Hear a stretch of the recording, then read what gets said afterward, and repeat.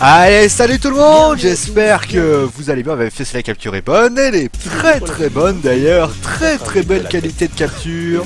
J'espère en tout cas que vous allez bien évidemment. On est parti donc pour un nouveau focus avec donc le match qui a eu lieu dimanche soir entre l'Olympique Lyonnais et le Paris Saint-Germain. Ça avait lieu donc au Parc OL, dans un match d'ailleurs où les Lyonnais avaient à cœur de enchaîner une nouvelle victoire pour essayer de récupérer le wagon de tête et peut-être tout simplement de créer la sensation, peut-être pour la Coupe d'Europe, et se préparer aussi, sans doute, pour le match très important qui aura lieu en fin d'année, qui est donc le match contre Séville, qui désignera si oui ou non ils iront en huitième de finale de Ligue des Champions.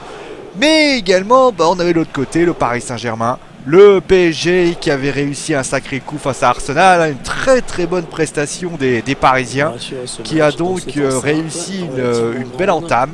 Et donc la question que tout le monde s'est posée, c'est est-ce que le PSG allait réussir à faire un gros match comme ça avait été le fait?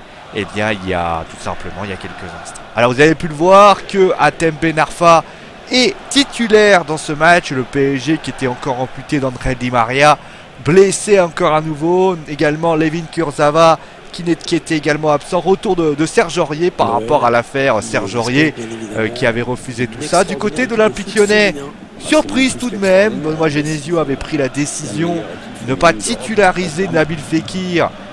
Deux matchs où il n'est pas titulaire, c'est quand même assez étonnant. L'autre côté, du côté du PSG, eh bien sinon ça reste du classique. Matuidi a encore été un ailier gauche, on pense que Unai Emery aime beaucoup sa profondeur et c'est exactement ce qui a été fait. L'autre côté, eh bien Diakabi a encore été titulaire et donc côté bien sûr d'Omapou, Yanga et Mbiwa. Donc allez, sinon ça reste du classique, Alexandre Lacazette a été donc titularisé comme d'habitude en pointe de l'attaque. Du côté de la milieu de terrain, on peut citer Maxime Gollon, Jordan Ferry également qui a été titulaire. Voilà un petit peu, vous allez le voir. Alors, j'ai besoin de tenir la manette puisque le match va avoir lieu et donc, eh bien, c'est l'IA qui va décider du match. J'ai pris cette décision parce que je pense que c'est plus facile pour moi de pouvoir vous faire débriefer la rencontre et de vous dire voilà ce qui s'est passé entre les deux équipes que de devoir jouer en même temps. Certes, ça fait très rire beaucoup de personnes, mais il faut avouer que les explications n'étaient pas très claires. Et donc j'ai pris la décision de faire comme ça. Donc alors, le PSG qui a donc été... Donc on va commencer déjà comme d'habitude, eh bien avec la prestation globale. Alors les enjeux, vous les avez entendus, Paris voulait les garder. D'ailleurs on rappelle que Paris avait deux rôles à jouer. Il pouvait revenir sur Nice, puisque Nice avait fait match nul. Et de l'autre côté, eh bien, ils avaient également cette possibilité. Il ne fallait pas qu'ils laissent Monaco partir, puisque Monaco avait créé une énorme sensation. On devait d'ailleurs débriefer la rencontre contre Nice, entre Monaco et Marseille. Il s'est passé qu'on n'a pas pu pour la simple et bonne raison qu'il y avait le Wrestling Show qui arrivait en fin de soirée. Et je n'avais pas eu le temps de scruter le match, puisque je suis préparé intégralement le Wrestling Show. Mais en tout cas, donc, pour revenir à ce qu'il y a été... Le PSG qui était dans une situation assez difficile. Il ne fallait pas laisser leur adversaire partir très loin. Et de l'autre côté, il ne fallait pas non plus que Lyon devait réussir à enchaîner la confiance. Et surtout deux équipes qui étaient en confiance. 3 victoires consécutives. Donc forcément le constat était là. Et donc, eh bien... On va parler d'abord, bien sûr, alors le score final a été de score de 2-1. C'est Edinson Cavani qui a ouvert le score sur penalty suite à une faute de Raphaël qui a donc occasionné le penalty. Ensuite, eh bien, Lyon qui a été très compliqué, une première mi-temps très compliquée des Lyonnais qui se sont créés très peu d'occasions, qui ont très peu inquiété Alphonse Areola. Et le côté, eh bien, Paris s'est créé 2-3 occasions intéressantes avec des bonnes doublements de passes. On a d'ailleurs retrouvé un petit peu on a pu voir le PSG d'Arsenal qui était très intéressant, un PSG vraiment d'une qualité très intéressante. Et Lyon n'a absolument pas existé dans ce match. Ils ont carrément laissé, d'ailleurs les Lyonnais ont laissé les Parisiens jouer dans ce match. Ça a été une grosse déception pour cette première mi-temps. Eh bien Lyon va se reprendre, Lyon va faire une très bonne deuxième mi-temps. Et ils vont égaliser avec un magnifique but de Mathieu Valbuena, puisque oui, Fekir et Valbuena n'étaient pas titulaires, mais Fekir et Valbuena vont prendre la décision, vont être titulaires, vont être remplacés, puisque Ferry et le deuxième, que je me souviens bien, Ribus, vont être remplacés par Fekir et Mathieu Valbuena. Si Fekir a été relativement inexistant, on n'a pas vu un très grand Fekir encore une nouvelle fois, eh bien il faut reconnaître que du côté de Mathieu Valbuena, eh bien le coaching a été entre guillemets gagnant. Magnifique frappe d'ailleurs de Blaise Matuidi a priori. Il faut le reconnaître, hein, Mathieu Valbuena. Alors c'est une frappe de Maxwell qui atterrit sur le poteau. Et à ce moment-là, nous avons le Paris Saint-Germain qui malheureusement ne peut rien faire. Alphonse Areola ne peut rien faire sur cette deuxième frappe de Valbuena qui se loge en dessous de la lucarne. Alors à ce moment-là, Lyon va littéralement dominer le PSG. On a le PSG d'ailleurs qu'on revoit un petit peu de l'année dernière, un PSG dominateur, un PSG offensif, un PSG qui n'hésite pas, PSG offensif, un Lyon offensif, pardon pour les amis lyonnais, un Lyon très offensif qui a vraiment mis, ça vous savez, l'année dernière j'avais louangé le match des Lyonnais au Parc OL notamment l'année dernière, et bien on avait revu ce Lyon là. Et Paris avait été complètement déséquilibré. Lyon était reparti dans un 4-4-2 qui avait posé d'énormes problèmes au PSG. Et à ce moment-là, eh bien, Unai Emery va faire un remplacement assez révélateur puisqu'il va remplacer Hatem Ben Arfa pour Thomas Meunier. Et là, coaching gagnant puisque tout simplement, Thomas Meunier va offrir la victoire à son équipe. 4-3-3, centre pour Edinson Cavani, qui offre bien sûr la victoire à son équipe. Alors au niveau de la prestation globale, eh bien c'est dommage, le mot qu'on pourrait dire pour Lyon, c'est déception. Pourquoi Lyon s'est réveillé si tard? Lyon a fait une première mi-temps calamiteuse, Lyon a été catastrophique, Lyon n'a pas su, vraiment, moi j'ai pas vu j'ai vu un Lyon qui semble-t-il avait peut-être peur de l'Olympique Lyonnais, qui avait l'air de... D'ailleurs c'est assez ironique d'ailleurs d'imaginer les discours des joueurs et le discours de ce que proposent les joueurs sur le terrain et le discours de ce que font les dirigeants. Vous avez un discours des dirigeants, souvenez-vous, qui avait été relativement très, on va dire chambreur, critique, moqueur. Alors les superlatifs, vous mettez ce que vous voulez. Et puis, eh bien, vous avez cette espèce de chose comme ça. On avait d'ailleurs critiqué que les supporters parisiens ne savaient pas faire de bruit, contrairement aux supporters lyonnais. Moi, je me suis dit, bon, à la limite, ça ressemble un petit peu à ce que font dans le catch professionnel, hein, quand vous avez un lutteur qui provoque un autre lutteur. Ça peut marcher, mais vous savez ce que c'est. Il faut savoir lier le geste à la parole. Là où dans le catch, la provocation peut être, on va dire, un petit peu d'un heel contre un face. D'ailleurs, justement, si on devait traduire le catch, Lyon aurait été le heel et le PSG aurait été le face, puisque forcément, c'était ceux qui parlaient pas, etc., etc. Et donc, pour revenir au match, Lyon n'a pas su concrétiser ça. Donc ça veut dire qu'ils ont parlé, mais en parlant, ils n'ont malheureusement pas su. Oh, bien joué, là, la bonne détente d'Areola. Ils n'ont pas su, franchement, ils n'ont pas su mettre ce qu'il fallait. Ils n'ont pas mis mettre les ingrédients. Ils se sont pas du tout réveillés en première mi-temps. Et puis après, en deuxième mi-temps, ils se sont réveillés. Benoît Genesio a su se faire les coachings gagnants. On rappelle Fekir et Valbuena qui sont rentrés en même temps. Mais encore une fois, le mot que je pourrais sortir, c'est déception.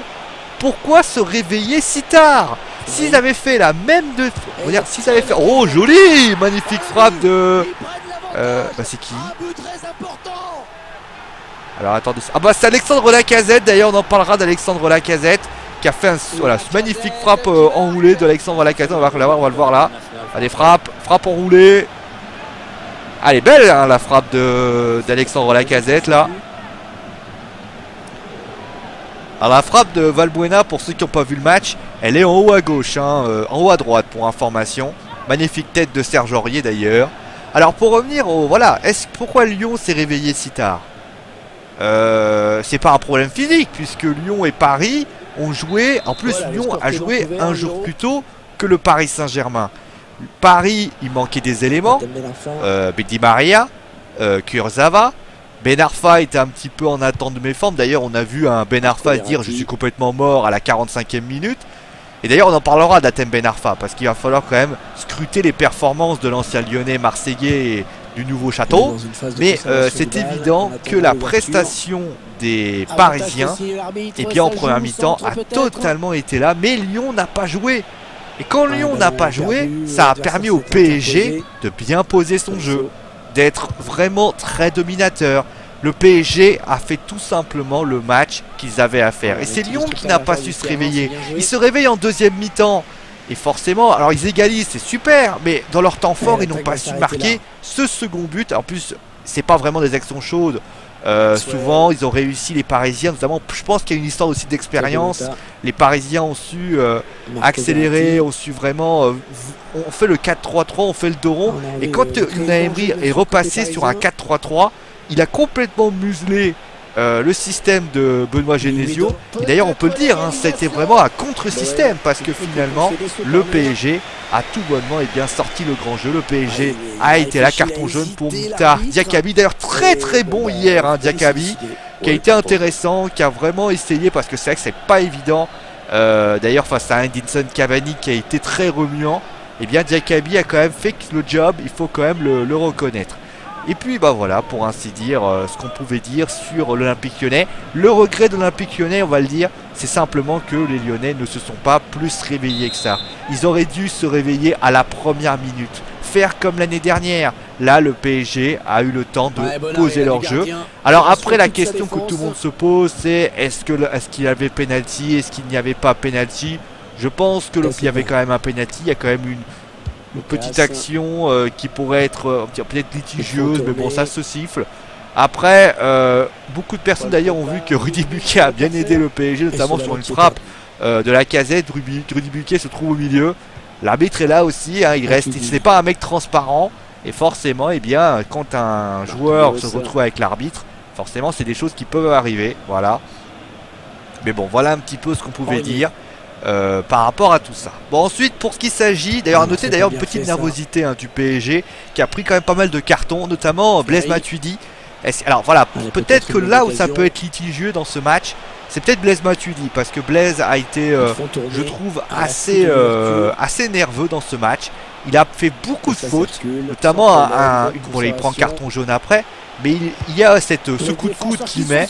Je trouve très sincèrement que s'il y a jaune, ça fait rouge. Il n'y a peut-être pas non plus photo. Là, je pense que monsieur Rudy Buquet, s'il avait mis un carton jaune et donc l'expulsion de Blaise Matuidi, j'aurais pas trouvé ça dégueulasse. Donc, franchement, c'était pas son premier fait. Il y a une main, je crois, qui a lieu quelques minutes avant. Très clairement, il y a, à mon goût, je pense que le PSG n'a pas s'en sort plutôt bien par rapport à tout ça. Mais après, parlons quand même du PSG, parce que le PSG, bah, il va falloir en parler, il va falloir discuter avec eux, il va falloir quand même se poser la question de l'état d'esprit du PSG. Qu'est-ce que le PSG a voulu faire? Qu'est-ce que le PSG a fait? Eh bien, on va commencer bien sûr avec le dispositif. Donc, enfin, Unai Emery impose son jeu. 4-2-3-1. Déjà, ça fait déjà 2 matchs de suite qu'il le fait. Ça marche de mieux en mieux quand même. On voit que le PSG joue de mieux en mieux dans ce système. Après, c'est un système à, on va dire entre guillemets, à 2 vitesses. On voit que le PSG... alors attention, par contre, là où peut-être ça va mieux, c'est quand il y aura André Di Maria. Parce que André Di Maria peut être placé sur un rôle de numéro 10. Avec sur les côtés peut-être Matuidi. Et à droite, Lucas. Et devant donc Edinson Cavani. Pourra peut-être faire quelque chose de pas mal. On a Nathan Ben Arfa qui n'a pas été mauvais dans ce match. Il a fait une première mi-temps correcte. On va dire ce mot-là, correct. Mais on l'a senti en manque de jus en deuxième mi-temps, forcément lié au fait qu'il n'a pas joué durant un laps de temps. Forcément ça paye, on peut pas ne pas jouer, on va dire 3, 4, 5, 6 matchs, donc forcément ça vous donne une semaine, un mois et demi, et espérer que les choses vont s'arranger. Il faut avoir de la constance, et je pense d'ailleurs que Unai Emery démontre tout bonnement la confiance qu'il a à Hatem Ben Arfa. Hatem Ben Arfa a bossé, Hatem Ben Arfa a travaillé dur pour essayer bien de donner, mais on voit qu'il est à court de forme. Après, il n'a pas fait de geste exceptionnel, Hatem. Alors on va se mentir, quand je dis correct, c'est vraiment parce qu'il a fait des choses intéressantes. mais c'est pas non plus, on va pas se mentir, on va pas se lever, je vais pas me lever un matin et à dire putain ce qu'il a fait c'est exceptionnel. À Thème, il y a encore besoin de travailler, il faut qu'il donne son maximum. D'ailleurs il y aura une semaine à 3 matchs. Ah dommage. Le gardien qui repousse. Et donc pour ainsi dire, moi je trouve que le PSG, eh bien, Athème doit encore faire plus. C'est peut-être bizarre ce qu'on va dire, hein, parce que Athème, il a pas fait, voilà, mais il faut beaucoup plus. Parce qu'il y a en face de lui des joueurs qui vont vouloir chèrement leur peau. Quand Di Maria va arriver, il va falloir que Di Maria, il va falloir qu'il récupère sa place. Et ça va pas être évident pour Athème. Et donc il va falloir assurer, il va falloir donner. Mais en tout cas c'est bien, ça prouve quand même que le Unai Emery, par rapport à sa titularisation, il aurait pu prendre Ressé aussi. Et bien finalement ils ont décidé de le garder. Et ça forcément, moi je trouve que c'est culotté, je trouve que c'est bien. Et ça quand même, ça casse un petit peu. D'ailleurs pas mal là, le petit vent d'Athème sur Jean-Michel Aulas. J'ai trouvé ça intéressant. Bon, 1-0 pour Lyon pour le moment. J'aime beaucoup, je sais que voilà, Alexandre Lacazette qui a donc marqué le but. Je sais pas si je vous laisse des extraits un petit peu. Voilà, donc Paris a fait une très bonne première mi-temps. Mais après c'est vrai que la deuxième mi-temps a été compliquée. Voilà, c'est le mot. Le mot compliqué est ainsi. C'est vrai que... Ah, vous avez continué à choisir un camp. Ok. Ah, ils ont changé mon dispositif. Ah bon, ils n'ont pas changé mon dispositif. Il faut avouer que la deuxième mi-temps, on a vu... Encore une fois, on a vu ce qui s'est passé face à Arsenal finalement. Un début de deuxième mi-temps où les Parisiens ont manqué de jus. Arsenal à ce moment-là a réussi. Qu'est-ce qu'ils ont fait? Ils ont marqué leur but. Il va falloir que Paris essaie d'être plus constant par rapport à ça. Parce que ça aurait pu mal finir. On a vu que Arsenal avait fait 2-1 et il y avait eu justement cette égalisation parisienne. Et c'est là où je veux en venir. Peut-être que Paris... Il y a quelques mois, à un mois, Paris aurait sans doute galéré. Paris aurait sans doute pas su faire ce qu'il fallait. J'ai l'impression que cette équipe a retrouvé cette envie de gagner. Et je pense que, très sincèrement, elle est liée notamment à ce match contre Arsenal. Cette qualification en Ligue des Champions. Il ne faudra pas d'ailleurs se louper contre Ludogorets. Mais très sincèrement... Oh, ça c'est bien joué ça quand même. Mais moi je pense que le PSG va devoir être plus constant. Ils ne peuvent pas se permettre... Bien joué Verratti.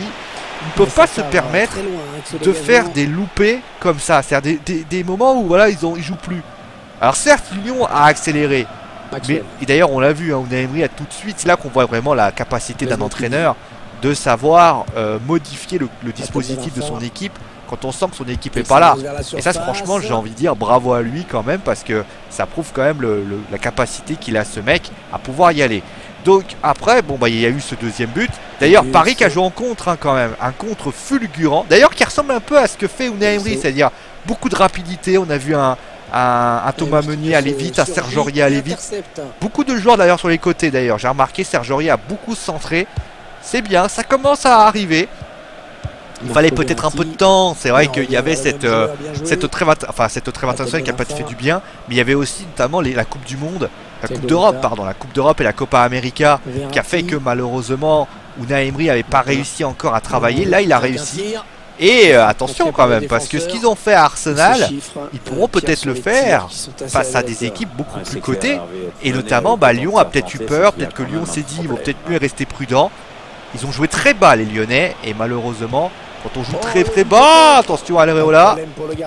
Ah, c'est les petits espaces. Voilà, c'est ce qui s'est passé. Hein. Même si Areola a quand même fait des... Voilà, ça a été 2. Mais il faut reconnaître que voilà, on n'a pas eu un... Voilà, Lyon aurait dû se réveiller dès la première minute et pas à la 46e minute, parce que là, à ce moment-là, Lyon a tout simplement n'a pas su faire ce qu'il fallait. Voilà un petit peu ce qu'on pouvait dire sur le match. Il faudra donc que les Lyonnais soient plus constants. Je pense que les Lyonnais vont revenir hein, dans le système, parce que là, bon, il y aura un match à une semaine à 3 jours. Je pense que les Lyonnais vont peut-être engranger, je sais pas contre qui ils jouent, je vais peut-être aller voir alors, contre qui Lyon joue la semaine prochaine. Je reviens, vous inquiétez pas. Donc voilà un petit peu ce qu'on pouvait dire sur l'état d'esprit du PSG, l'état d'esprit du Lyon. Voilà, là, le constat il est là. Il faudra, pour ce qu'il faudra faire mieux pour ce que le... Il décale vers Oui, bien sûr, on va dans ce bois, on sait jamais, mon petit Sio. Je sais que t'as faim, mais c'est pas une raison. Alors, Ligue 1, calendrier, classement. Donc, Paris, eux, ils affrontent Angers, ça, je le sais. Alors, Lyon... Ah bah tiens, en plus, Lyon affronte Nantes. Nantes, à mon avis, ça devrait tout de même passer. Je serais tout de même étonné que face à Nantes, Lyon n'y arrive pas. Ils sont pas bien les Nantais d'ailleurs, hein. Il y a eu pas mal de problèmes encore, notamment au centre d'entraînement. On avait parlé, Papy en avait parlé à ce moment-là. Et donc, eh bien, on va passer, un petit peu ce qu'on pouvait dire. Un petit mot quand même, pour tout le monde que j'y suis, sur Monaco, qui vraiment est exceptionnel. C'est une super équipe, Monaco. J'en ai fait des louanges quand ils avaient affronté Tottenham. Et ben, encore une fois, on va pas se mentir, hein, c'est une super équipe. C'est une équipe qui vraiment peut aller très loin. Je ne sais pas s'ils iront plus loin en Ligue des Champions, parce que là, par contre, ça va se jouer au tirage, mais quart de finale, Monaco. Comme le Paris Saint-Germain d'ailleurs, hein. Je pense que les deux équipes peuvent vraiment nous dire de belles ambitions cette année. On verra si les Lyon arrivera par rapport à tout ça. Bravo à Saint-Etienne d'ailleurs qui a réussi à se qualifier pour le prochain tour de l'Europa League. Lyon, je crois que c'est bon, hein. Ils sont qualifiés pour l'Europa League. Donc on va avoir deux clubs en Europa League. D'ailleurs deux clubs quand même intéressants. Et ensuite eh bien, vous aurez deux clubs en Ligue des Champions. Alors attention, deux clubs Europa League au minimum, puisque bien évidemment si Lyon réussit à se qualifier, a réussi à marquer 2 buts face à Séville, eh bien Lyon se qualifiera pour le prochain tour de la Ligue des Champions. Je l'espère pour lui. Maintenant, j'ai dit, ils ont assuré. Attention, ne me faites pas dire ce que j'ai pas dit, j'ai jamais dit que Lyon allait pas se qualifier en Ligue des Champions. Bon allez, maintenant on va passer au top et au flop, hein, comme toujours. Alors les tops, ben, toujours, pour ceux qui ne savent pas, c'est les 3 meilleurs joueurs de ce match. Et puis après les flops, bah, c'est 3 joueurs qui ont été décevants, nuls et tout le reste. On va commencer avec le top 3. Donc numéro 3. J'ai envie de mettre un Lyonnais. C'est Ribus. Ribus que j'ai trouvé assez. Enfin, non, ça c'est un flop, pardon. Le top 3. Alors numéro 3, bah, j'ai envie de mettre quelqu'un. Alors je sais que ça va paraître bizarre. J'ai envie de mettre quelqu'un qui est souvent décrié, qui est souvent critiqué, et ben c'est Benoît Genesio. Parce que le mec, il a quand même fait un coaching, et le coaching, il est gagnant. Et moi, j'ai envie de le mettre dans le 3, parce que on dit souvent des joueurs, c'est vrai, faut le reconnaître. Mais il faut avouer que ce qu'il a fait quand même, remplacer 2 joueurs, ça aurait pu complètement... bon, on sait tous qu'il faut remplacer des choses. Et moi je pense que ce monsieur a énormément de capacités. Il a fait grand pour son équipe. Excusez-moi, si Lyon revient, il est par rapport à son coaching, parce qu'il a modifié son coaching, il a réussi à le faire en sorte que les choses se passent bien. Et ça, il faut quand même le saluer. Benoît Genesio, en tout cas, et bien finalement a su faire les bonnes choses. Et finalement, voilà. Le numéro 2, alors, on peut citer au niveau numéro 3 quelqu'un aussi qui est pas souvent critiqué, qui est souvent critiqué aussi, c'est Mathieu Valbuena. Justement, Benoît Genesio, Mathieu Valbuena. Parce que forcément, Mathieu Valbuena, bah, il a été là. Il a marqué ce but. Alors, il a un petit peu été éteint après, mais j'ai trouvé quand même un mec volontaire, motivé. Et j'ai trouvé ça très intéressant. On peut parler aussi de Diakabi, qui n'a pas été mauvais dans ce match. Au niveau parisien, on peut aussi mettre Thiago Motta, que j'ai trouvé sympathique. Thiago Silva, Marquinhos, bien évidemment, hein, on va pas se mentir, les deux ont été très bons. Donc voilà un petit peu ce qu'on pouvait dire. Au niveau du numéro 2, bah, j'ai envie de mettre Serge Aurier. Serge Aurier qui a été impressionnant dans ce match. On peut aussi mettre Thomas Meunier puisqu'il est celui qui fait la passe d'Est. Mais pour moi, au niveau du top numéro 3, mais Serge Aurier, il a été impressionnant dans ce match. Capacité, il a fait des accélérations. Ça a été celui d'ailleurs qui a le plus monté. Il a posé un mal fou à Jérémy Morel qui a littéralement pris le bouillon à chaque fois qu'il montait. On va pas se mentir. Ce match, eh bien Serge Aurier, pour ceux qui se demandaient s'il y avait une petite concurrence entre Thomas Meunier et Serge Aurier, elle y est cette concurrence. Mais pour l'instant, Serge Aurier, eh bien, il prouve sur le terrain que c'est lui le numéro 1 du Paris Saint-Germain. Alors certes, Thomas Meunier, c'est encore quelqu'un qu'il va falloir qu'il cravache. Mais en tout cas, avoir 2 latérales qui sont très motivés, surtout que Serge Aurier ira à la CAN, c'est super. Honnêtement, voilà, Paris a vraiment, surtout que Marquinhos peut dépanner sur le côté. Allez. Oh non, mais c'est pas vrai ça. Blaisou. Donc voilà un petit peu ce que vous pouvez dire. Et ensuite, bien évidemment, le numéro 1, vous le voyez à l'écran, hein, c'est Edinson Cavani. Edinson Cavani qui a bien évidemment fait doubler. Quel retour quand même de cet attaquant quand même qui marque but sur but. Qu'on le veuille ou non, ce mec met but sur but. Allez, l'entraîneur. Ah bah tiens, justement, Thomas Meunier va rentrer. Il est impressionnant ce joueur. Il a marqué deux très très beaux buts. Enfin, deux très beaux buts. Un penalty et un but. Un doublé. Bah, j'ai envie de dire bravo. Bravo à lui. Franchement, il n'y a pas grand chose à dire sur sa prestation. Volontaire comme toujours, toujours là pour défendre, avec des occasions. Alors il a peut-être voilà, quelques petites occasions, il aurait pu faire autrement, mais très sincèrement, ce qu'il fait sur le terrain, il n'y a rien à dire. Honnêtement, alors après, il n'a pas le talent d'Ibra. C'est pas un mec qui va décrocher, qui va essayer d'aller de l'avant, etc. Mais c'est quelqu'un qui, au niveau du système, peut vraiment avoir. Tu sais que tu as un mec avec une pointe. Et je pense d'ailleurs que quand André Di Maria va arriver, le duo, voire même le trio, parce qu'il ne faut pas oublier Lucas qui est là-bas, et également sans doute, alors il faudra voir qui c'est qui va mettre sur le côté gauche, mais je verrais bien Matuidi moi, parce que si Matuidi a été entre guillemets décevant dans ce match, on en parlera forcément dans les flops, j'ai envie de dire quand même que face à Arsenal il a été intéressant, et on peut citer également Hatem Ben Arfa qui peut faire des choses pas mal. Justement, est-ce que c'est pas aussi ce système là qui pourrait être pas mal? Au niveau, voilà, un petit peu ce qu'on pouvait dire, on le rappelle, donc voilà, Benoît Genesio. J'aurais pu mettre aussi Emery, hein, parce qu'il a vraiment, mais il a plus, on va dire, plus contré le système, c'est-à-dire que je le mets pas. Mais voilà, un petit peu ce qu'on pouvait dire. Au niveau du système, alors que Lyon est dans, voilà, attention, attention, attention, attention, oh là, va chercher, oh. Ensuite, donc pour les flops, au niveau des flops, donc le flop numéro 3, bon je l'ai spoilé entre guillemets, c'est Ribus. Bah Ribus malheureusement ça a été compliqué. Ça a été compliqué Ribus. J'ai pas, voilà, il était pas là. Très clairement, enfin vous pouvez même mettre Morel dans l'histoire, hein, parce que les deux, ça a passé sa journée à faire des développements. Ça a accéléré, ça a accéléré, ça a accéléré, ça a accéléré. Et Ribus et donc Ribus il était chargé quand même peut-être de bloquer Serge Aurier. On peut pas dire que ça a été le cas. Et que dire, et bien évidemment de celui qui était devant, c'était Jérémy Morel, qui a non plus été vraiment très impressionnant. Je dirais même plus Marco Verratti, un match relativement décevant pour le joueur de Lyon. Alors, on peut mettre les deux. Alors après on peut toujours considérer que Morel est peut-être le 2, mais bon voilà. Au niveau du numéro 2, j'ai envie de mettre quelqu'un qui... J'ai envie de mettre quelqu'un qui malheureusement fait que le PSG est égalisé.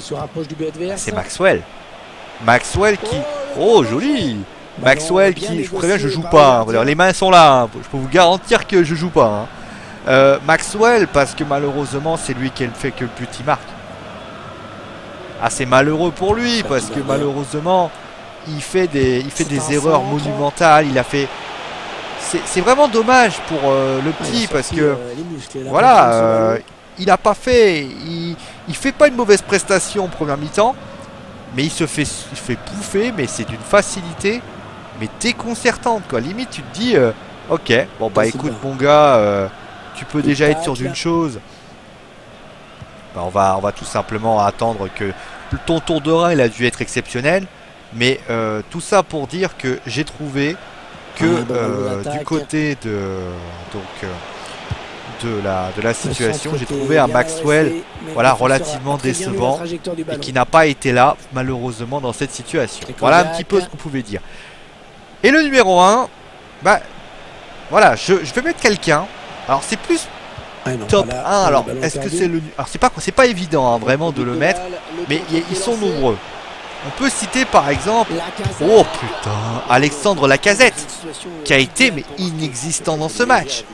On peut citer aussi quelqu'un, alors peut-être que Ribus sera dans le numéro 1 finalement, mais on peut citer aussi quelqu'un qui, à mon goût, a déçu énormément, c'est Blaise Matuidi. Parce que Blaise, je l'ai pas reconnu. Nerveux, qui fait des coups. Il aurait dû être expulsé, Blaise Matuidi. C'est pour ça d'ailleurs que je le mets numéro 1. Parce que s'il n'est pas expulsé, c'est vraiment parce qu'il y a le bon Dieu qui lui donne sur son match la bonne chance. Parce que sans déconner, il doit être expulsé, Blaise Matuidi. Et je pense d'ailleurs que je ne comprends pas la nervosité de ce joueur qui était, pour ainsi dire, tellement aérien dans le match face à Arsenal. Et qui lors de ce match-là, alors peut manquer un peu peut-être de physique qui était là. Mais très sincèrement, j'ai trouvé un Blaise Matuidi décevant. Il n'était pas là. Les courses, ils n'étaient pas. Beaucoup de fautes, beaucoup de nervosité. Et c'est pour ça que je le mets numéro 1. Parce que ça peut passer. Là, ça a passé parce que ce match-là. Mais il ne faudra pas recommencer ce genre d'erreur. Parce que oui, alors attention, il va retrouver sans doute son poste. Mais c'est justement là où on l'attend. Et là, je pense qu'on ne l'a pas attendu. Il a été décevant, et notamment ça s'est vu.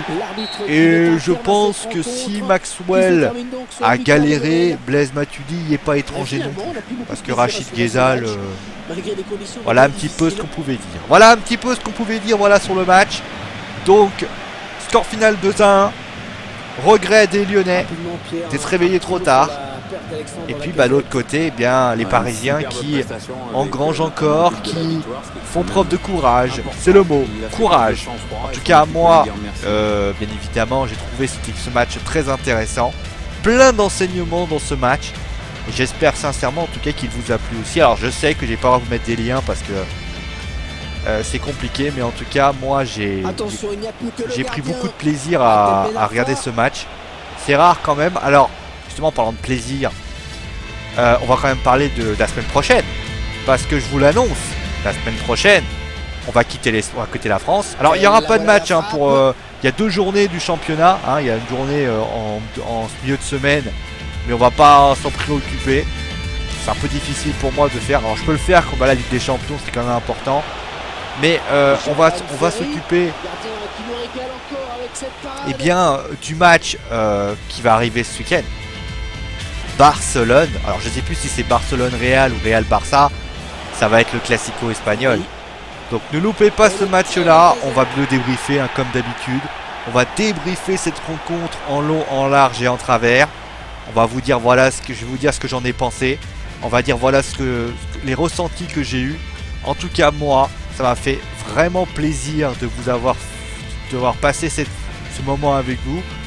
J'espère en tout cas que vous avez apprécié l'émission. En tout cas, j'espère en tout cas que cette émission... N'hésitez pas à me dire d'ailleurs ce que vous en pensez. En tout cas, moi, comme toujours, j'adore débriefer ces rencontres, vous donner mon avis. Je vous laisse bien sûr avec le résumé, comme toujours. Pareil qui perd 1-0, mais qui gagne en réalité. C'est un peu la leçon, on va dire, de ce match. Allez, prenez soin de vous, amusez-vous bien. Je vous fais des gros bisous et ciao tout le monde.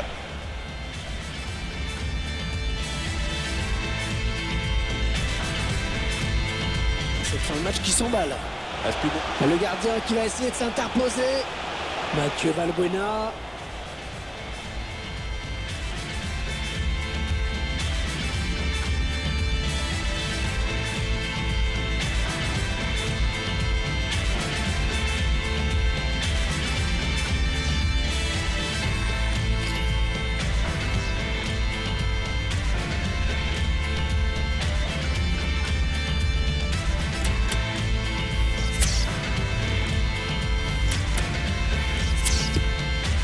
Ah bah je comprends mieux pourquoi ils ont sorti ils ont changé de système. C'est dégueulasse en plus le système. Allez, ciao tout le monde.